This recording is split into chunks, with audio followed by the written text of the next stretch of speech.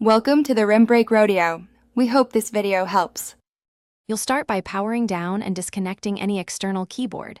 This prevents accidental input and isolates the problem. Next, physically inspect the affected keys.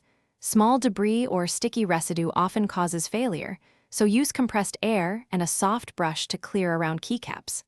Once done, reboot into safe mode or log into a secondary user account to rule out software conflicts. This confirms whether the issue is hardware versus system level and tells you what to fix next.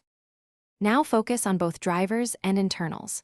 In Windows, open Device Manager to update or uninstall and reinstall the keyboard driver. This resolves corrupted driver issues. Make sure your keyboard layout and accessibility options aren't remapping letters. Toggle sticky keys and language settings to confirm. For laptops or mechanical keyboards, carefully remove keycaps and clean switches or membrane with isopropyl alcohol. This clears sticky contacts. If you find physical damage, consider replacing the effect. Finish by reassembling and reconnecting everything, then methodically test each letter to verify success. Use a keyboard test app or an online tester to watch real-time keypress responses and confirm no ghosting or missed inputs.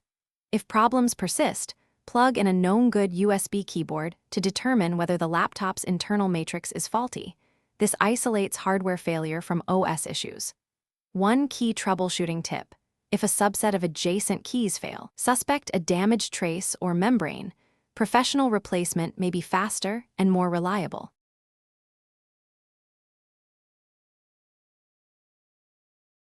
Thanks for watching. Consider subscribing if we helped you.